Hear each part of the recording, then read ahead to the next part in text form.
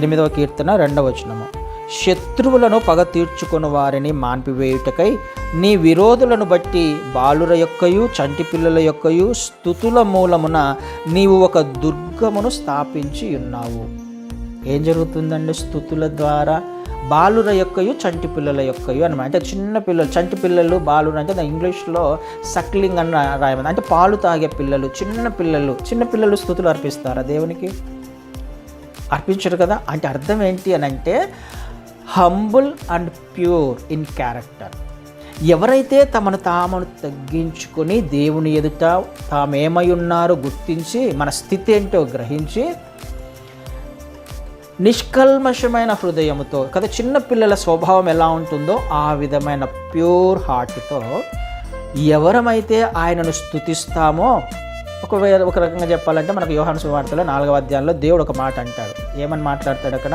ఆత్మతో సత్యముతో ఆరాధన చేయమని అంటున్నాడు కదా. ఆ విధమైన ఆరాధన, ఆ విధమైన స్తుతులు అర్పించడం, ఆత్మతో సత్యముతో నేను ఆరాధన చేసినప్పుడు, అంటే ప్యూర్ హార్ట్తో నన్ను నేను తగ్గించుకొని ఆయన ఎదుట నేను ఆరాధన చేస్తూ ఉన్నప్పుడు, ఆయన ఏంటో నా జీవితంలో గుర్తించి నేను ఆరాధన చేస్తున్నప్పుడు, ఆయనకిష్టంగా మాత్రమే కాదు, నా హృదయాన్ని నింపుకోవడం మాత్రమే కాదు, ఇంకొక అద్భుతమైన విషయం జరుగుతుంది. మన జీవితంలో మనకు తెలియకుండానే మన చుట్టూ ఒక దుర్గము ఫామ్ అవుతుంది.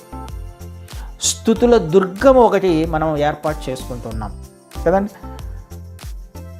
నీవు ఒక దుర్గమును స్థాపించి ఉన్నావు. ఆయన ఒక ఫోర్టును మన చుట్టూగా కడుతూ ఉంటాడు ఆయన.